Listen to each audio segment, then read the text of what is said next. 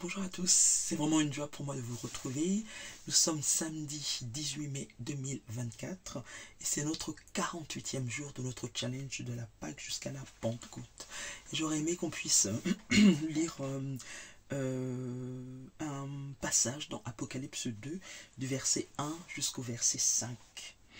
Écrit à l'église, à l'ange de l'église d'Éphèse, voici ce que dit celui qui tient les 7 étoiles dans sa main droite, celui qui marche au milieu des 7 chandeliers d'or. Je connais tes œuvres, ton travail et ta persévérance.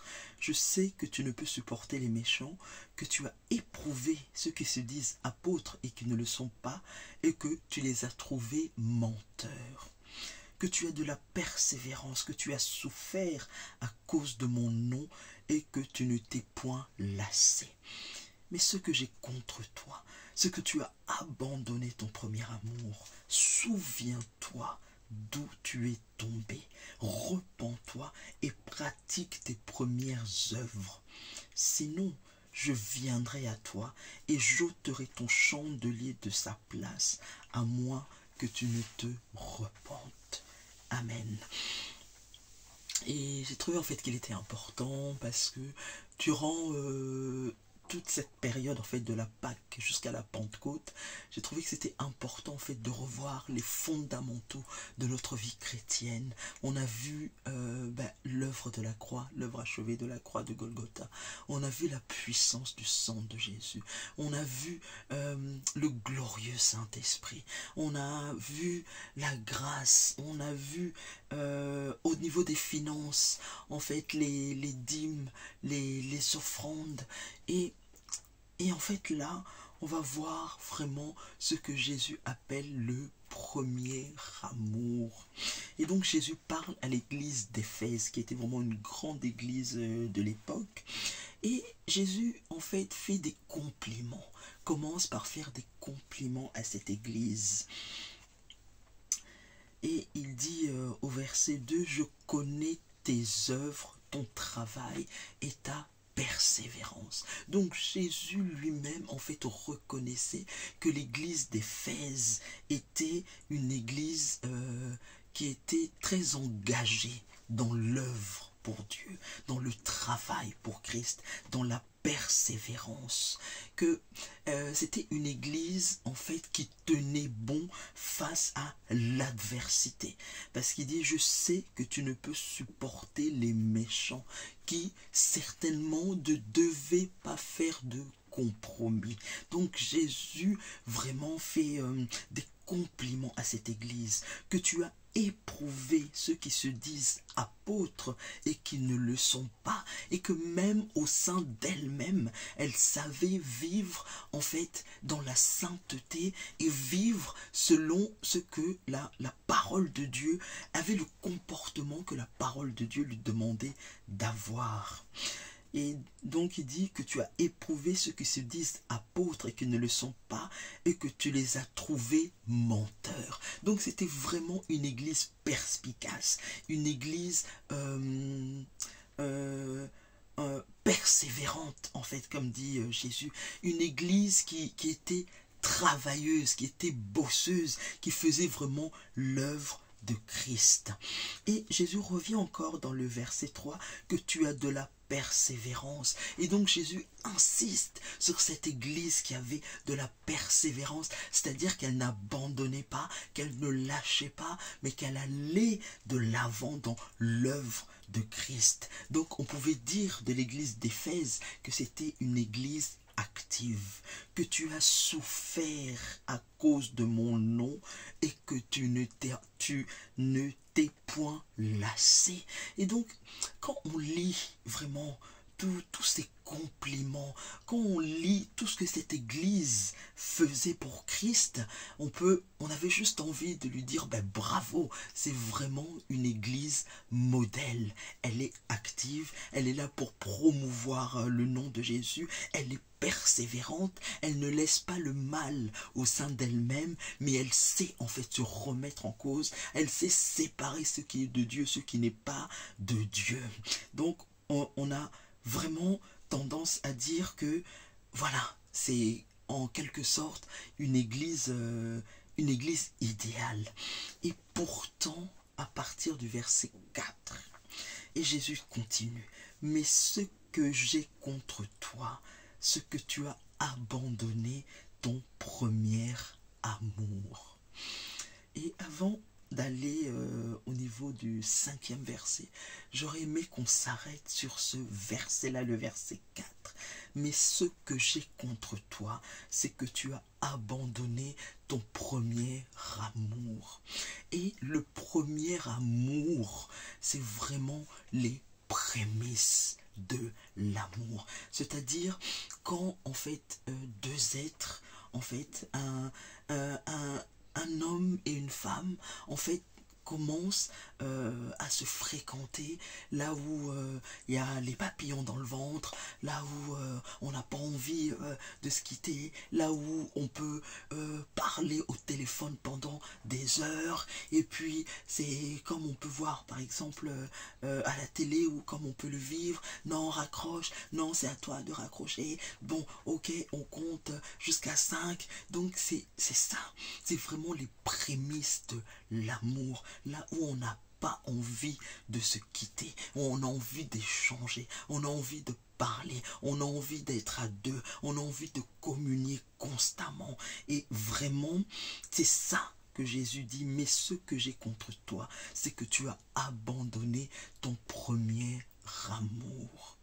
Et Jésus en fait comprendre à l'église d'Éphèse que son premier amour, c'est Jésus-Christ. Et que l'église d'Éphèse s'est éloignée de son intimité avec son Seigneur et son Sauveur, qu'elle a commencé à privilégier tout ce qui était dans l'action, c'est-à-dire le fait peut-être d'évangéliser, d'organiser l'église, d'organiser les séminaires, de prendre les finances pour organiser les choses, pour mettre tout en place. Mais en fait, elle a avancé, c'est comme si cette église d'Éphèse, la façon dont moi je comprends, avançait en laissant son Seigneur et son Sauveur derrière elle. Et on voit comment il est primordial pour Jésus que nous puissions avoir pour lui les prémices de l'amour, et que les prémices de l'amour n'évoluent pas vers l'affairisme, le fait de commencer à servir en le laissant derrière, et qu'il est important d'avoir cette intimité avec notre Seigneur, notre Sauveur, Jésus-Christ. Et c'est par ça, en fait, qu'on a commencé notre challenge, quand on parlait du lieu secret. Et c'est ça, c'est comme si Jésus dit à son église, mais tu es là, tu es affairée, tu es persévérante, tu regardes en toi-même le méchant, ce qui est méchant, pour l'ôter de toi. Certainement, tu veux vivre une vie de sainteté, tu évangélises, tu fais beaucoup de choses et c'est très bien, mais en même temps, tu as déserté le lieu secret d'avec ton Seigneur et ton Sauveur.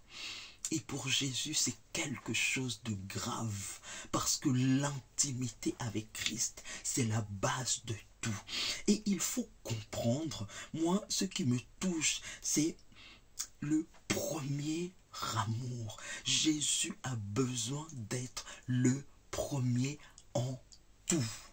Que ce soit au niveau de l'amour, au niveau de notre temps, au niveau de notre relation, au niveau de notre intimité. C'est tout pour Christ. Christ est le centre, en fait, de notre vie. Que ce soit au niveau de nos finances, Jésus-Christ doit être le premier, lui donner la dîme de tout. Et en fait, même dans les finances, il y a également cette partie qu'on appelle les prémices, pour vraiment signifier à notre Dieu, je te donne mes prémices, c'est-à-dire je te donne mon meilleur fruit, je te donne mon premier, pour te signifier, Seigneur, que tu es le premier. Et ça, c'est tellement important, que ce soit même dans le matin, quand on se lève, que Jésus puisse avoir les prémices, en fait, de nos mots les mots M-O-T-S, qu'il est les prémices en fait de notre louange, les prémices de notre adoration, parce que servir le Seigneur c'est une très bonne chose et la Bible nous encourage à le faire, mais on ne peut pas tomber dans l'affairisme et laisser le Seigneur derrière nous, hein, et que en fait d'aller à l'église devienne une habitude, mais que on n'ait plus en fait cette révérence, qu'on n'ait plus cet amour, qu'on n'ait plus en fait la révélation de l'amour de Dieu, et en fait qu'il n'y ait plus de notre part l'amour miroir. C'est-à-dire Jésus nous donne son amour et nous lui donnons notre amour comme un effet miroir. Et Jésus a besoin de cette... C'est pas Jésus qui a besoin, c'est nous qui en avons besoin d'avoir cette intimité avec Christ et d'aller constamment dans son lieu secret parce qu'il en est digne. Et à partir du verset 5, donc Jésus dit, souviens-toi donc d'où tu es tombé, parce que Jésus considère que c'est une faute, que c'est une chute, et il dit repens-toi, repens-toi, parce que tu travailles pour, soi-disant tu travailles pour ton Dieu, mais tu l'as laissé loin derrière toi. Ce n'est pas bien, c'est péché. Donc repens-toi et pratique tes premières œuvres. C'est-à-dire ce qui brûlait ton cœur, qui brûlait là pour ton Seigneur, pour ton Sauveur. Retrouve cet amour, retrouve ce cœur, reviens dans le lieu secret, retrouve ton intimité avec ton Seigneur et ton Sauveur, parce que c'est ça qui est à la base de tout. Et il dit, pratique tes premières œuvres, sinon je viendrai à toi et j'ôterai ton chandelier de sa place, à moins que tu ne te repentes. Et donc la repentance, je pense que nous en avons tous besoin. Comme on dit, ce proverbe qui dit l'habitude tue l'amour. Donc que en fait notre relation avec notre Seigneur, notre Sauveur Jésus-Christ ne puisse jamais tomber dans l'habitude. C'est-à-dire on va à l'église par habitude, on va évangéliser par habitude, on lit la Bible par habitude. C'est-à-dire on fait les choses et il y a plus de saveur, il n'y a plus de sel. Il y a plus rien. C'est comme si ça devient des choses, quelque chose de machinal. Et ça, le Seigneur ne le veut pas. Donc c'est à nous de retrouver le premier amour que nous avions pour notre Seigneur, pour notre Sauveur, Jésus-Christ. De nous languir de lui. D'avoir constamment envie de communiquer avec lui, de communier avec lui, de lui donner la première place en tout. Parce qu'il faut comprendre que tout ce qui veut venir, en fait, prendre la place de Dieu, porte un nom. Et ce nom, c'est idole. Ce nom, c'est idolâtrie. Donc c'est à nous de nous sonder et de comprendre que si nous avons fait... marche arrière, si nous avons avancé en laissant notre Sauveur derrière, non, nous devons nous repentir et lui redonner la place qu'il mérite, parce qu'il en est tellement digne. Amen. Et donc voilà le passage que je voulais partager avec vous. Vraiment que le Seigneur vous bénisse abondamment. Amen.